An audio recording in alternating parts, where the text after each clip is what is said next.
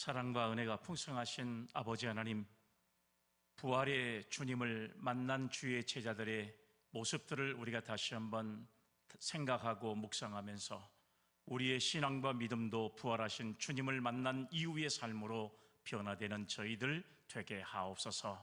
오늘도 이 시간 말씀을 우리가 묵상할 때에 하나님의 말씀으로 묵상하게 하시며 우리에게 맡기신 사명을 잘 감당해서 주님께로부터 칭찬받는 성도들 되게 하옵소서. 거룩하신 예수님의 이름으로 기도 올리옵나이다. 아멘. 할렐루야. 아멘. 오늘 또 예배 귀한 자리에 나오셔서 함께 부활하신 주님을 만나기를 소망하는 우리 여러분들에게 이제는 부활의 증인의 삶을 다시 한번 결단하면서 하나님의 은혜 속에 살아가는 오늘 저와 여러분들이 다 되기를 주님의 이름으로 축복합니다. 아멘. 우리 옆 사람과 잘 오셨습니다. 서로 시작. 잘 오셨습니다. 하나님의 은혜가 있기를 바랍니다. 시작. 하나님의 은혜가 있기를 간절히 바랍니다. 자, 오늘 또 부활하신 주님이 이제 사랑하는 제자들을 만나면서 사명을 주신 것처럼 오늘 또 이 시간 부활하신 주님을 만난 저희들이 과연 우리에게 주신 사명을 어떻게 잘 감당하기를 소망할까 하는 이 말씀을 우리가 묵상하면서 하나님의 은혜를 다시 한번 깨닫는 오늘 저와 여러분들이 되기를 주의 이름으로 축복합니다. 아멘. 자, 예수 그리스도의 부활을 전후해서 제자들의 삶 속에서 나타나 있는 변화의 모습을 보면 적어도 세 차원에서 일어나고 있는 그런 상황들을 우리가 발견하게 됩니다. 그러니까 세 가지 변화가 바로 부활하신 주님을 만난 제자들의 모습 속에서 발견할 수가 있습니다. 그러면 그 중에 가장 첫 번째 변화는 어떤 것일까? 우리가 여러분 성경에 보면 이건 가장 두드러진 그런 변화라 우리가 이렇게 이야기할 수가 있어요. 첫 번째는 바로 무엇이냐 그러면 존재 양식의 변화입니다. 패턴 오브 빙이라고 하는 말씀이에요. 존재 양식의 변화. 이것이 부활하신 주님을 만난 제자들의 가장 큰 변화라고 하는 사실을 알 수가 있습니다.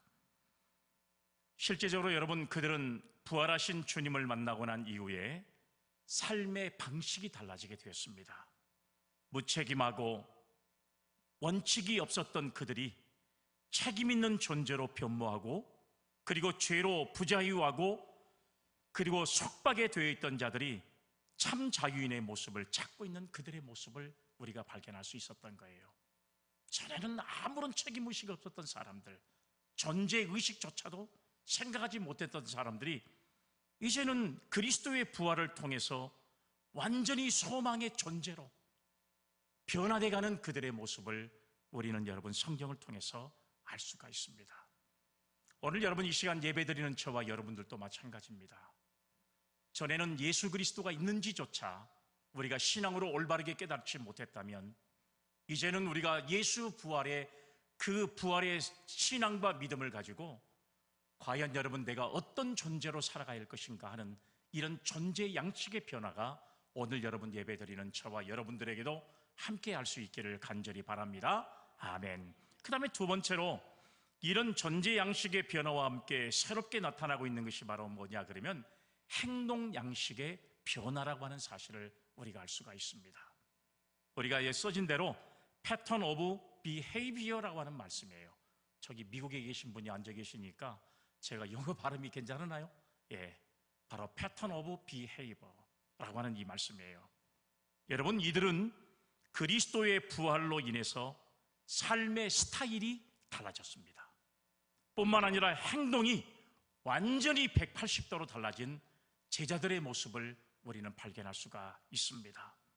그들의 행동은 죽은 자의 부활에 대한 확신과 더불어서 이제는 죽음도 두려워하지 않는 소신에 입각하여 움직이고 있고, 더 나아가서는 부활하신 그리스도에 대한 변함없는 헌신으로 이어지는 삶을 우리는 여러분 발견할 수가 있습니다. 부활하신 주님을 만난 제자들은 한결같이 행동하는 신앙의 변화를 그들이 가져왔던 사실을 우리는 말씀을 통해서 알 수가 있습니다. 그래서 여러분, 이런 행동하는 신앙의 변화는 생명을 다할 만큼 목숨을 내어놓 걸고 부활하신 주님을 증거할 수 있는 그런 신앙인의 삶을 가졌던 것을 우리는 알 수가 있습니다. 그러면 세 번째로 몰라보게 달라진 행동의 변화와 함께 또 다른 변화가 뚜렷하게 나타나고 있는데요, 그것은 바로 관계 양식의 변화라고 하는 것입니다. 우리가 여러분 이 관계 양식의 변화, 그러니까 패턴 오브 릴레이션십이라고 하는 것인데요, 여러분 릴레이션십이라고 하는 것은 관계잖아요. 관계가 변화됐다는 사실을 알 수가 있습니다. 오늘 여러분 그들은 주님의 용서를 힘입어서 죄책감에서 벗어나 새로운 재기의 인생이 시작되는데요, 겸허한 자세를 통해서 주님의 능력을 덧입게 되었고 또 사랑의 회복과 함께 주님의 양을 먹이고 치는 목자의 사명을 감당하는 사람으로 변화가 되었다는 사실이에요. 너희가 다 나를 버릴 것이다, 주님이 공생의 기간 마지막에 하셨던 말씀이에요. 그럴 때 여러분 이 베드로 수제자는, 선생님, 다른 사람이 다 주님을 버리더라도 나만큼은 주님을 버리지 않겠습니다, 호언장담했던 베드로였어요.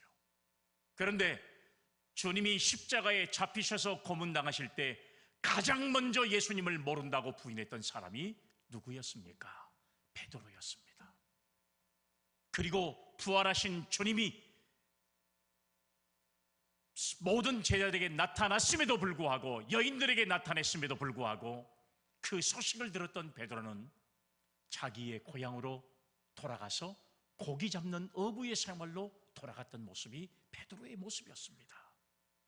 그런데 오늘 이런 베드로의 모습 속에서 우리가 발견할 수 있는 것은 뭐냐면, 결국에는 관계가 새롭게 조명이 되는 그런 모습들을 우리가 발견하게 되는데요, 내가 생명을 걸고 따르겠다고 고백했던 예수님이 부활하신 모습을 바라듣고 결국에는 이제는 나와의 관계가 틀어져 버렸을 거라고 생각을 했던 거예요. 자기 자신도 자기 자신에게 대해서 너무나도 실망했던 이 베드로의 모습인데, 오늘 주님은 베드로가 고기 잡는 그 현장에 찾아가셔서 오늘 이 베드로와 관계를 회복하는 역사로 말미암아 이 세상에서 하나님의 놀라우신 부활의 역사를 증거하는 가장 위대한 사도의 삶을 살았던 사람이 오늘 성경에 나타나 있는 베드로의 모습인 것을 우리는 알 수가 있습니다. 오늘 본문의 말씀을 통해서 세 가지의 변화 중에 관계 양식의 변화가 어떻게 진행되고 있는가를 자세하게 우리 이 말씀을 통해서 보여주고 있는데요, 예수 그리스도의 부활을 체험한 사람은 누구나 다 이렇게 존재 양식의 변화, 행동 양식의 변화, 관계 양식의 변화가 반드시 우리의 삶 속에서 일어나야 부활의 주님을 만난 성도의 삶을 살아간다고 고백할 수가 있다는 것입니다. 주님의 부활을 믿는다고 하더라도 존재가 변하지 않는다든지 행동이 달라지지 않는다든지 관계가 전혀 바뀌지 않는다면 그의 부활의 체험은 뭔가 잘못되어 있는 부활의 체험을 한 것이 아닌가 하는 생각을 가져보게 되는 겁니다. 전혀 존재의식이 없던 우리들이 주님의 부활의 모습을 보고서 가장 주님의 귀한 존재라는 사실을 깨달았고요, 우리 같은 사람을 위해서 주님은 십자가의 모진 고난을 받아가시고 우리를 위해서 십자가에 죽으셨지만 부활하신 능력과 은혜를 우리에게 허락하셨습니다. 그런 은혜를 체험한 저와 여러분들이 과거의 행동에 아직도 거기에서 머물러 있는 우리의 모습, 아니면 지금도 하나님과의 관계를 회복하지 못하고 내 뜻대로 내 주관대로 산다면 이것은 부활하신 주님을 만난 성도의 삶이라고 우리는 여러분 이렇게 고백하지 못할 것이라는 사실을 다시 한번 생각할 수가 있는 것입니다. 오늘 본문의 말씀에 보면 베드로는 예수님과 새로운 관계 회복을 위해서 내 양을 먹이라고 하는 특별한 사명을 부여받고 있습니다. 주님은 베드로에게 내 양을 먹이라고 3번씩이나 이 베드로에게 귀한 사명을 허락해 주셨습니다. 주님의 부활로 인한 존재 양식과 행동 양식과 관계 양식이 변한 사람은 누구나 다 주님이 사랑하는 양들을 먹이고 그리고 쳐야 할 막중한 사명이 있다는 사실을 우리에게 강조해주고 있는 내용의 말씀이라고 생각할 수가 있습니다. 그러면 오늘 베드로에게 주신 말씀이 내 양을 먹이라라고 하는 이 말씀이에요. 그러면 과연 우리가 부활하신 주님을 만나고 난 이후에 과연 주님의 이 말씀처럼 어떻게 해야 주님의 양을 칠 수가 있고 그리고 주님의 양을 먹일 수 있는 성도의 삶을 살아갈 수 있을까요? 오늘 여러분 우리가 이 말씀의 의미를 정확하게 깨달아야 한다는 사실입니다. 이 양은 내 양이 아닙니다. 내 마음대로 다룰 수 있는 양이 아니라는 것입니다. 내가 하고 싶은 대로 키울 수 있는 양이 아니라는 것입니다. 내가 좋다고 아무데나 끌고 다닐 수 있는 양이 아닙니다. 이 양은 주님이 말씀하실 때 내 양이라고 말씀하셨어요. 그리고 내 양을 치라, 내 양을 먹이라고 하는 말씀으로 이 말씀을 이야기하고 있습니다. 그렇기 때문에 여러분 이 사역이 그 어떤 일보다도 더 힘들고 어려운 이유가 바로 여기에 있다는 사실입니다. 주님으로부터 이 양치는 사명받은 자들은 누구나 주님이 원하시는 방향 또 주님이 원하는 소원대로 이 양들을 먹이고 키워야 할 책임이라고 하는 사실, 이 책임이 있다는 사실을 우리는 여러분 신앙과 믿음의 삶을 통해서 다시 한번 깨닫는 오늘 저와 여러분들이 되어야 할 줄로 믿습니다. 아멘. 본문의 말씀 17절의 말씀에 보면 이런 말씀이 있어요. 세 번째 이르시되 요한의 아들 시몬아 내가 나를 사랑하느냐 하시니 주께서 세 번째 나를 사랑하느냐 하심으로 베드로가 근심하여 이르되 주님 모든 것을 아시오매 내가 주님을 사랑하는 줄을 주님께서 아시나이다. 예수께서 이르시되 내 양을 먹이라. 할렐루야. 아멘. 오늘 주님은 세 번씩이나 베드로에게 말씀하실 때 내 양을 먹이라고 말씀을 하셨습니다. 오늘 여러분 이 시간 본문의 말씀을 통해서 부활하신 주님이 우리에게 요구하신 교훈의 말씀들의 의미를 다시 한번 생각하면서 오늘 이 시간 예배드리는 저와 여러분들, 특별히 여러분 이 시대의 사명을 받은 저와 여러분들이 과연 주님이 말씀하신 대로 내 양을 먹이라고 하신 우리에게 주신 이 최후의 명령의 말씀 따라 우리는 어떻게 살아가야 하는 것이 진짜 주님의 양을 먹이는 것인가 하는 것들을 다시 한번 깨닫고 우리에게 맡겨준 사명을 뜨겁게 감당할 수 있는 우리 모든 성도들이 되어지기를 간절히 주의 이름으로 기원합니다. 아멘. 첫 번째는 용서의 관계 회복입니다. 용서의 관계 회복이라는 사실이에요. 오늘 여러분 이 양들을 주님의 뜻대로 먹이고 기르기 위해서 우리가 먼저 회복해야 할 관계의 변화는 용서의 관계라는 사실입니다. 주님으로부터 사죄의 은총을 받지 않는 채 감히 주님의 거룩한 일을 감당할 수가 없기 때문에 그래요. 오늘 여러분 이 시간 부활의 주님을 만난 믿음의 사람들은 이제 관계 양식의 변화를 일으켜서 가장 먼저 우리가 이 새로운 사명을 감당하기 위해서 먼저 해야 할 사명 중에 하나가 바로 무엇이냐 그러면 사랑의 관계를 회복하는 것입니다. 사랑하지 않고는 내 양을 먹일 수가 없습니다. 사랑하지 않고는 내가 부활의 증인의 삶을 살아갈 수가 없어요. 오늘 여러분 그러기 때문에 가장 중요한 것은 바로 무엇이냐? 내가 미워했던 사람들, 내가 좋아하지 않았던 사람들, 이런 사람들까지도 용서의 관계를 맺는 것이 가장 중요한 사명의 기본이라는 사실을 말씀하고 있어요. 오늘 여러분 저와 여러분들이 이 땅을 살아가면서요 다 행복한 관계를 맺고 사는 게 아닙니다. 어떤 사람은 부부간의 관계가 심각한 관계가 있어요. 부모와 자식 간의 관계가 심각한 관계가 있습니다. 어머니와 며느리 사이에 심각한 관계가 있는 사람들이 있어요. 이웃 간의 관계는 또 어떻습니까? 위층과의 관계는 또 어떻습니까? 오늘 여러분 부활의 증인의 삶을 살아가는 저와 여러분들이 주님과 관계 양식의 변화를 이뤘다면 가장 그 관계 양식의 첫 번째 요소는 바로 뭐냐? 용서의 관계를 회복하는 것입니다. 누구든지 용서할 수 있는 사람. 여러분, 이런 신앙과 믿음을 우리가 오늘 여러분 이 말씀을 통해서 다시 한번 깨달을 수 있는 오늘 여러분, 저와 여러분들이 결단되어지기를 주의 이름으로 기원합니다. 아멘. 주님은 3번씩 베드로에게 나를 사랑하느냐 이렇게 물으셨습니다. 그와의 관계를 회복하기 위해서 적극적으로 이제 밀고 나가시는 거예요. 주님의 일을 하기 전에 우리는 무엇보다 주님의 용서를 통해서 과거의 죄의 문제를 깨끗이 해결받을 수 있어야 한다는 사실입니다.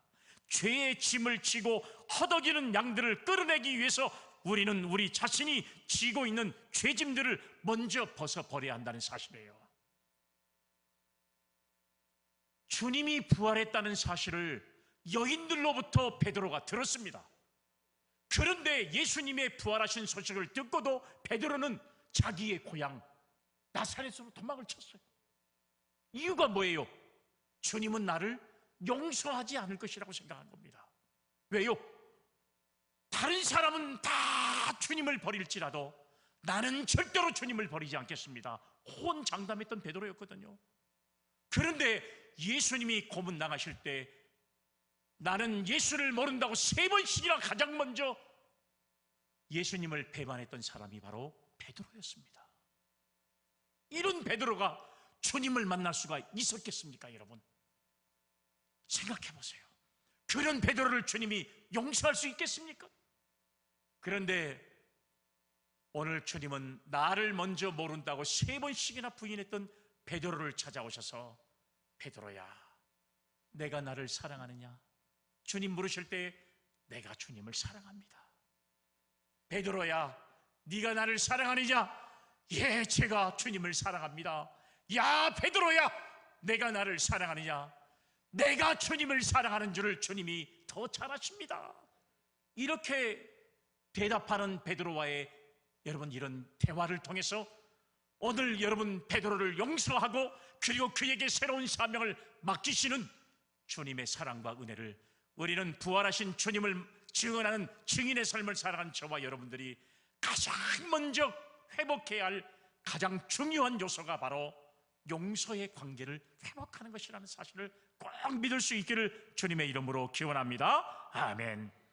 우리 스스로 무서운 죄책감에 얽매여 있으면서 죄책감으로 고민하고 불안에 떨고 있고 방황하는 양들을 이끌어낼 수가 없는 노릇 아니겠습니까? 나 자신이 먼저 주님과의 소통이 원활해져야 그분의 뜻을 밝히 깨달을 수가 있고 그 뜻대로 주님의 양들을 바르게 인도할 수 있는 거 아니겠습니까? 그렇기 때문에 사랑하는 여러분, 부활하신 주님을 만난 저와 여러분들, 그리고 부활하신 주님을 만남을 통해서 관계의 변화를 이뤘던 저와 여러분들이 가장 먼저 중요한 것은 용서의 관계가 회복되는 역사를 임할 때 우리에게 주님이 맡기신 그 사명을 저와 여러분들이 잘 감당할 수 있는 성도가 될 줄로 믿으시기를 바랍니다. 아멘. 사랑해야 할 대상들을 사랑하지 못하고 하나님의 말씀을 어떻게 증거할 수 있겠습니까? 가장 사랑하는 여러분 부부간의 사랑이 돈독하지 못하고 부모 자식 간의 사랑이 돈독하지 못하면 내가 어떻게 부활하신 주님을 증거할 수 있겠습니까, 여러분? 그렇기 때문에 여러분, 오늘 저와 여러분들이 주님의 사랑과 은혜를 가장 먼저 깨닫고 그리고 세상을 향해서 우리가 용서하는 마음을 가질 때 우리는 주님의 부활하심을 담대하게 증거하고 주님께서 우리에게 맡기신 사명, 내 양을 먹이라고 하는 이 사명을 감당할 수 있는 그런 성도의 삶을 살아가게 될 줄로 믿으시기를 바랍니다. 아멘. 주님과의 관계 회복이 가능한 것은 언제라도 우리의 문제를 가지고 주님 앞에 나가기만 하면 우리를 기쁘게 맞아주시고 용서해 주시는 주님의 십자가의 은혜가 있기 때문에 그렇습니다. 더구나 주님은 우리가 실패하고 있는 자리에도 친히 찾아오셔서 새로운 용기와 꿈을 불러 일으켜 주실 뿐만 아니라 우리로 하여금 새로운 소망을 갖고 미래로 향해 나갈 수 있는 역사를 반드시 우리에게 허락해 주신다는 사실을 믿을 수 있기를 바랍니다. 아멘. 만약에 실패와 좌절의 고통 속에서 몸부림치고 있는 제자 베드로에게 주님이 찾아가셔서 먼저 용서의 손을 내밀지 않으셨다면 아마 베드로는 영영 주님의 제자로서의 삶을 살아가지 못했을 거예요. 그냥 게네사렛 호숫가에서 매일 그물을 던지고 고기를 잡는 어부의 인생으로 그의 삶은 맞춰져 버리고 말았을 거예요. 그러나 주님은 비록 나를 3번씩이나 모른다고 부인했지만 내가 그랬던 제자 베드로를 찾아가서 내가 너를 사랑하겠다, 내가 너를 용서해 주겠다, 이 용서의 사명을 그에게 주셨기 때문에 베드로는 인류 역사에 부활하신 주님을 가장 위대하게 증거하는 전도자의 사명을 감당하는 제자가 되었던 사실을 우리는 성경을 통해서 알 수가 있습니다. 주님을 부인하고 저주하고 떠났던 죄책감의 포로가 되어서 일생 비관하고 살았을 이 베드로였지만 주님을 부인하고 헌신작처럼 버렸다는 자의식 때문에, 자기감 때문에 결코 어떠한 도전도 포기하고 말았을 그런 베드로에게 주님은 찾아가셔서 베드로야, 내가 나를 사랑하느냐? 제가 주님을 사랑합니다. 이런 대화를 통해서 배반했던 베드로의 그 삶을 용서했던 이 주님의 모습이 가장 위대한 베드로 사도를 만들었던 위대한 역사가 바로 용서의 관계가 회복되는 일인 줄로 믿으시기를 바랍니다. 아멘. 주님은 오늘 또 실패에 두려워 떠는 자들을 도와주시고 부활의 권능으로 일으켜 세우신 줄로 믿습니다. 그리고 그 실패 속에서 실패로 인생을 마감하지 않도록 언제나 기회를 허락해 주시고 찬란한 내일을 향해서 전진할 수 있도록 이끌어 주시는 그 주님의 능력과 사랑을 꼭 겸비할 수 있는 우리 믿음의 성도들이 다 되기를 주님의 이름으로 기원합니다. 아멘. 우리가 성경을 보면요, 우리 주님은 인간이 실패하고 떠난 자리에 다시 임재하십니다. 새로운 출발을 약속해 주셨습니다. 사람에게는 절망이요, 사람에게는 끝이요, 사람에게는 실패처럼 보일지라도 주님은 거기서 새로운 소망을 이끌어내시고 그리고 그 자리에서 새로운 미래를 열어가시는 희망과 은혜를 베드로에게 주셨던 것처럼 실패의 자리에 있는 저와 여러분들에게도 허락하신다는 사실을 우리가 알 수가 있습니다. 우리를 재기하도록 이끌어주시는 주님의 은총이 있기 때문에 우리는 어떠한 상황 속에서도 절망하거나 좌절하지 않고 그 속에서 우리를 인도하시는 주님의 손을 붙잡고 탈출할 수 있는 것입니다. 실패를 실패로 안고 그 실패 속에서 새로운 성공을 향해 도약하는 사람은 그 실패가 그에게 영광이 될 수 있는 것처럼 실패했던 베드로를 용서하는 주님의 사랑이 실패했던 베드로가 가장 세상에서 위대한 사도로 성공할 수 있었던, 증인의 삶을 살 수 있었던 위대한 사도로 만들었던 기회가 됐던 사실을, 오늘 그런 기회를 오늘 이 시간 예배드리는 저와 여러분들에게도 주님이 허락하신 줄로 믿으시기를 바랍니다. 아멘. 그런데 여러분, 실패를 실패로 끝내버린 사람은요, 그 실패 속에서 영영 비극적인 인생을 살아갈 수밖에 없는 모습을 발견하게 돼요. 우리가 다 실패했을지라도 실패에 머물러 있기를 원하지 않습니다. 주님은 우리가 죄를 범하였을지라도 그 죄책감에 오랫동안 붙들려 살기를 간절히 바라지 않는 것이 바로 주님의 뜻이라는 사실을 우리는 알 수가 있습니다. 그래서 주님은 우리로 하여금 모든 실수와 자책에도 불구하고 용서의 은총을 베풀어 주심으로써 늘 승리자의 삶으로 살아갈 수 있는 은혜를 오늘 예배드리는 저와 여러분들에게 허락해 주신다는 사실을 믿을 수 있기를 간절히 바랍니다. 아멘. 실패했다고 절대로 낙오하거나 포기해서는 절대 안 된다는 사실이에요. 여러분, 그 마이크로소프트사의 회장 빌 게이츠라고 하는 사람이 오래전에 책을 한 권 썼어요. 여러분, 그 책이 바로 뭐냐? 더 나은 미래로 가는 길이라고 하는 그런 책인데, Let Us Dream이라고 하는 책, 제목입니다. 여러분도 한번 읽어보신 분들이 계실랑가는 모르겠어요. 그런데 이 빌 게이츠라고 하는 사람이 더 나은 미래로라고 하는 이 책을 쓰면서 그 내용에 이런 내용이 있어서 제가 소개를 여러분들에게 해드리겠습니다. 어떤 내용이냐 그러면, 앞으로 나는 우리 회사의 직원을 채용할 때 반드시 두 가지의 질문을 하겠다. 첫 번째는, 과거에 쓰디쓴 실패 경험이 있습니까? 그리고 두 번째, 그 실패한 경험을 가지고 어떻게 도약할 수가 있다고 생각하십니까? 이 두 가지 질문을 반드시 하겠다는 것입니다. 실패를 경험했더라도 거기서 인생의 의미를 깨닫고 새로운 도약을 시도할 수 있다면 그는 계속해서 더 훌륭한 기회를 만들어갈 것이지만, 실패했다고 좌절하고 절망하는 자는 어디를 가더라도 유익한 존재가 될 수 없다. 그가 더 나은 미래로라고 하는 책에서 바로 밝히고 있는 그런 내용의 말씀이에요. 사랑하는 여러분, 사람은요 누구나 실패할 수 있습니다. 누구나, 여러분, 모든 사람들이 다 성공한다고 해서 다 성공으로 이루어지는 건 아니에요. 진짜 힘들고 어려운 생활에서 여러분 성공하는 사람은 극소수에 불과하지 않다는 사실이에요. 그렇지만 지금 실패의 자리에서 낙담하고 좌절하고 포기하는 것이 아니라 내가 실패의 원인이 어디에 있는가를 다시 한번 깨닫고 그 실패의 원인을 찾아서 성공의 디딤길로 산다면 그런 사람들은 반드시 성공할 수 있다는 거예요. 세계적인 부호 빌 게이츠가 이런 사람을 반드시 우리의 직원으로 채용하겠다는 이런 사실을 포부로 밝혔던 책이 바로 여러분, 우리가 잘 아는 더 나은 미래로 가는 길이라고 하는 책입니다. 실패를 통해서 교훈을 얻는 사람만이 더 위대한 역사를 창출할 수 있고 더 위대한 꿈을 실현해 나갈 수가 있습니다. 주님은 베드로가 큰 소리 뻥뻥 치고 내가 절대로 주님을 버리지 않겠다고 하는 이 말에 대해서 베드로는, 여러분, 틀림없이 실패할 것을 주님이 모르셨겠습니까?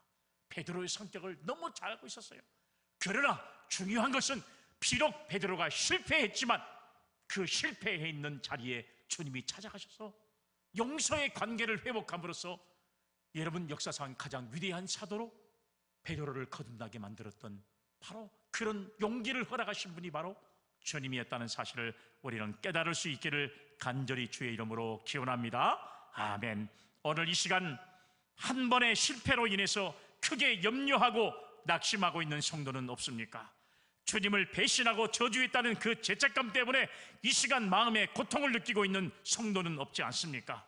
어떤 실패나 실수를 저질렀더라도 주님 앞에 가지고 나오기만 하면 너그러이 용서와 용납해 주시는 주님의 은혜를 깨닫는 저와 여러분들이 되시기를 주의 이름으로 기원합니다. 아멘.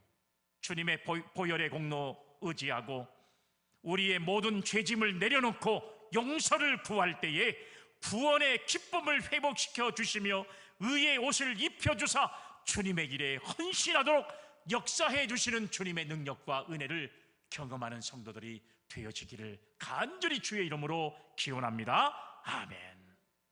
주님은 지금도 우리를 실패의 자리에서 불러주십니다. 친히 우리 곁에 찾아오셔서 용기를 불어넣어주시고 새로운 인생의 시작을 하게 하신 분이 우리 주님이십니다.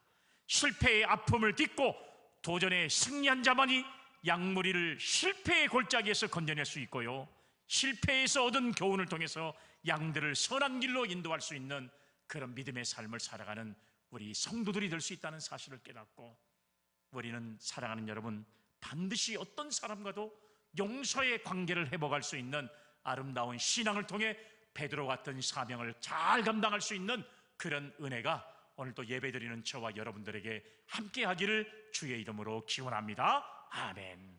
두 번째는 주님의 능력을 의지하라는 것입니다. 주님의 능력을 의지하라는 것이에요.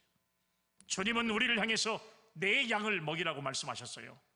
어떻게 주님의 양을 치고 먹일 수 있는 것일까? 주님의 양을 기르기 위해서는 무엇보다도 주님의 능력과 권세를 힘입으라는 사실입니다.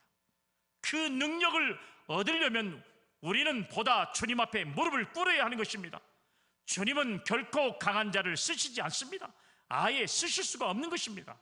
주님은 한 사람을 위대한 인물로 쓰시기 전에 그가 얼마나 자신을 철저히 낮추는가를 먼저 살피시는 분이 우리 주님이라는 사실을 알 수가 있어요. 하나님은 교만한 자를 사용하는 게 아니라 겸손한 자에게 은혜를 베푸시고, 그런 교만한 자뿐만 아니라 겸손한 자에게 더 큰 능력을 허락하시는 그 놀라우신 주님의 사랑을 우리가, 여러분, 이 세상을 살아가면서 깨달을 수가 있는 것과 마찬가지예요. 강한 자는 주님께서 쓰고 싶어도 쓰실 수가 없어요. 왜 그러냐? 자신이 강하다는 것을 믿고 주님의 도움을 애써 구하지 않습니다. 그러나 자신의 무능을 알고 약함을 인정하고 부족함을 깨닫는 사람은 어느 때라도 겸손히 주님의 능력을 구하게 되고, 주님의 능력을 힘입어서 주어진 사명을 겸허하게 수행할 수 있는 사람이 바로 주님의 능력을 의지하는 사람이 될 수가 있기 때문에 그렇습니다. 만약에 여러분 주님이 부활하셔서 권세의 능력 있는 사람들에게 찾아갔다면 주님은 부활의 능력이 아무것도 아닐 거예요. 그런데 가장 나약한 사람을 찾아갔어요. 여인들, 그리고 부활하신 주님을 믿지 못하고 도망을 쳤던 여러분 형편없는 제자들, 그리고 가장 예수님의 부활을 믿고 소망했지만 절망하고 있는 그런 나약한 사람들, 이런 사람들을 직접 찾아가셔서 주님께서 부활하신 주님을 직접 보이시면서 하신 말씀,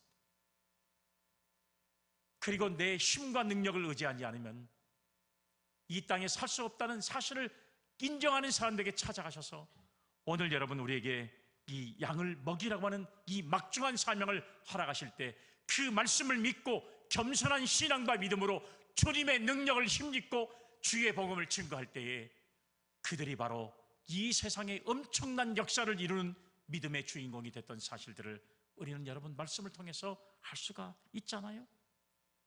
이 일은 내가 하는 게 아니라 주님이 하는 것이고, 능력은 내 능력이 아니라 주님의 능력을 힘입는 것이고, 지혜는 내 지혜가 아니라 주님의 지혜를 받아야 우리는 여러분 이 어려운 세상에서 반드시 승리할 수 있는 승리자의 삶을 살아가는 저와 여러분들이 되어질 줄로 믿으시기를 바랍니다. 아멘. 오늘 본문에 보면 예수님께서 제자에게, 베드로에게 이런 말을 했잖아요. 네가 나를 사랑하느냐 3번씩이나 묻습니다. 그럴 때 주님이 이 베드로가 뭐라고 대답해요? 주님을 사랑하고 주님을 사랑하는 줄을 누가 안다는 거예요? 주님이 아신다는 거예요. 주님이 또 물어봅니다. 네가 나를 사랑하느냐? 3번째 가서는 뭐라고 그랬어요? 모든 것을 주님이 아시지 않습니까? 이렇게 대답을 했습니다. 사랑하는 여러분, 자신의 경험을 앞세워 무조건 옳다고 주장했거나 언제나 독선적인 행동을 서슴지 않았던 베드로였습니다. 그는 기회가 있을 때마다 자신의 충성을 드러내 보이는 이런 것을 좋아했던 사람이 바로 베드로였습니다. 그런데 오늘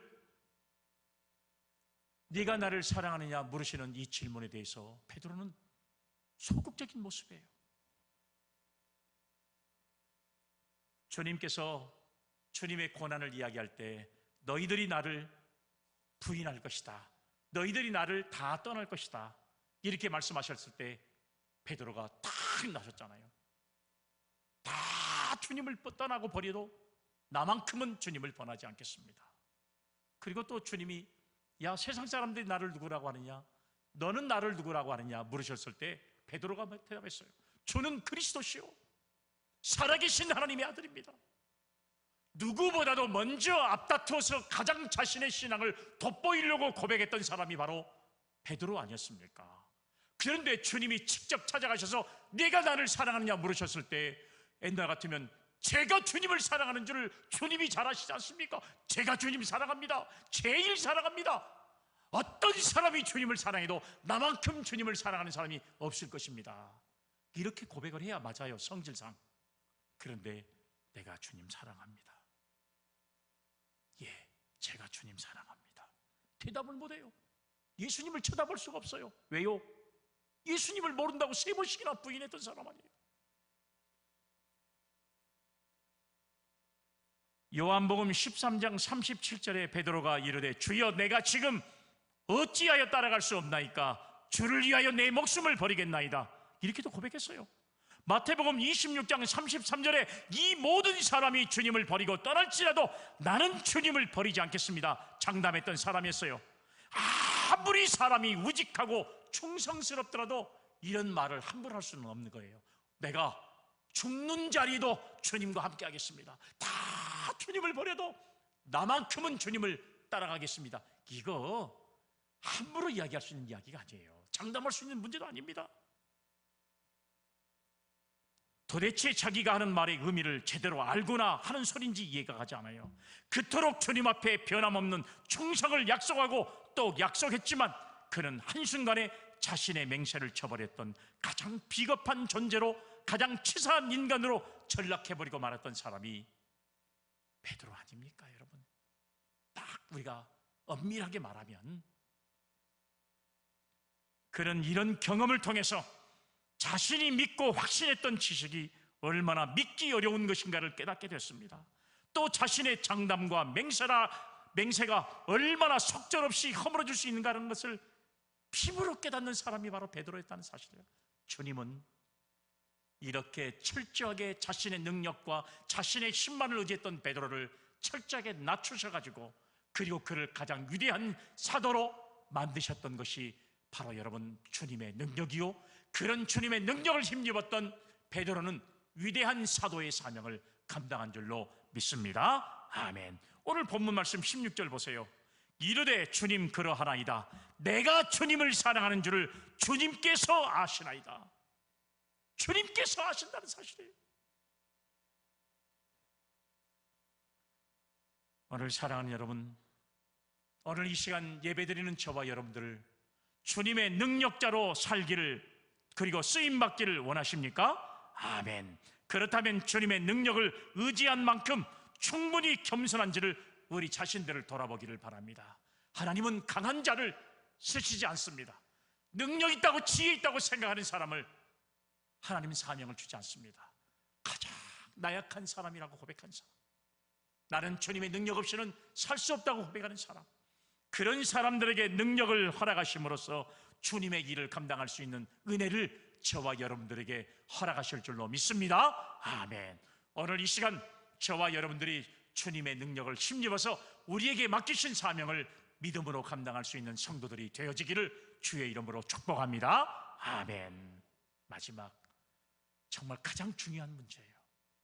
오늘 여러분 이 본문의 말씀이 우리에게 주는 교훈의 말씀은 뭐냐? 주님을 사랑하는 것입니다. 사랑하라고 하는 것입니다. 오늘 본문의 말씀에 보면 주님께서 베드로에게 새로운 사랑의 관계를 요청하십니다. 내 양을 먹이려면 무엇보다도 나를 사랑하는 마음을 가져라. 나를 사랑하는 마음이 없이는 내 양을 결코 제대로 치거나 먹일 수 없다는 사실이에요. 한번 읽어볼까요? 본문 17절 말씀. 여러분 이 말씀에 보니까 뭐라고 그랬어요? 세 번째 이르시되 요한의 아들 시몬아 내가 나를 사랑하느냐 하시니 주께서 세 번째 내가 나를 사랑하느냐 하심으로 베드로가 근심하여 이르되 주님 모든 것을 아시오매 내가 주님을 사랑하는 줄을 주님께서 아시나이다. 예수께서 이르시되 내 양을 먹이라. 여러분 여기 말씀 속에서 뭐라고 그랬어요? 요한의 아들 시몬아 내가 나를 사랑하느냐. 오늘 여러분 이 시간 부활의 주님을 만난 저와 여러분들의 가장 중요한 것은 뭐냐? 과연 내가 주님을 얼마나 사랑하느냐, 이것이 중요한 것은 사실이에요. 양을 먹이는 일이 먼저가 아니라 주님을 사랑하는 일이 먼저라는 것입니다.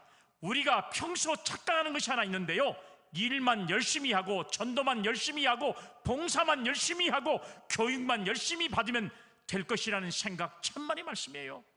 교육이 먼저가 아니라, 전도가 먼저가 아니라, 헌신이 먼저가 아니라, 예배가 먼저가 아니라 가장 중요한 것은 내가 얼마나 주님을 사랑하느냐, 이게 먼저라는 것입니다.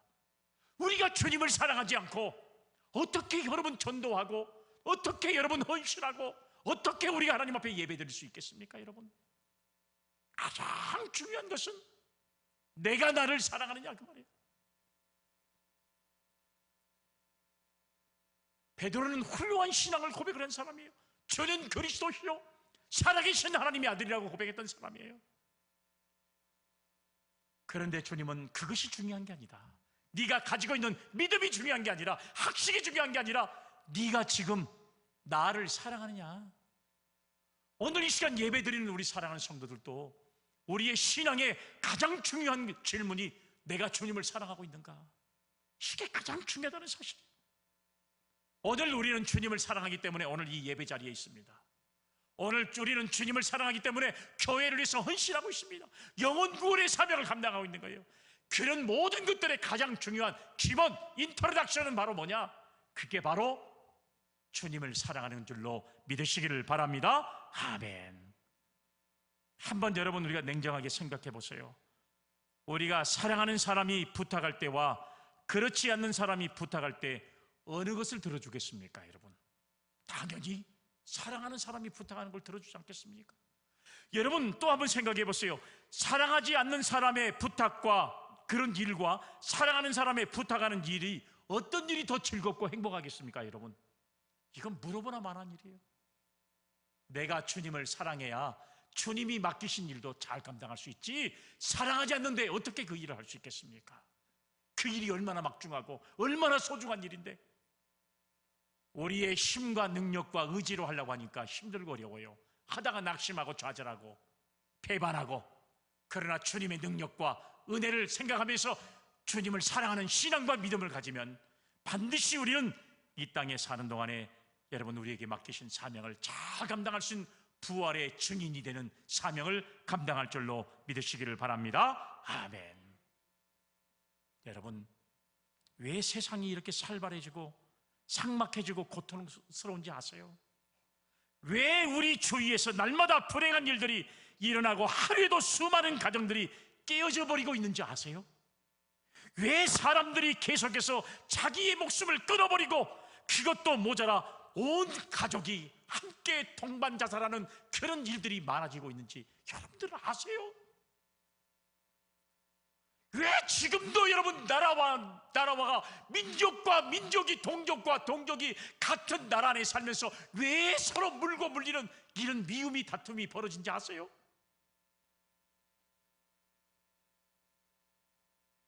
그들이 지식이 없어서요? 그들이 여러분 돈이 필요해서요? 아닙니다. 중요한 것은 뭐예요? 사랑이 없기 때문에 그래요. 사랑이 없기 때문에 오늘 여러분 이 모든 문제가 벌어진다는 사실이에요. 자식이 부모를 때리고 괄시하고 죽이고 부모는 자식을 학대하고 유기하는 이 사회 곳곳에서 벌어진 일들이 왜 여러분 이런 현상들이 벌어지고 있는지 아세요? 돈 때문에요? 아닙니다. 지식이 부족해서요? 아닙니다. 사랑이 부족하기 때문에 그래요. 문제는 사랑이 없어져서 이런 현상이 벌어지고 있는 겁니다. 모든 사람이 다 주님의 사랑을 받고 싶을 것입니다.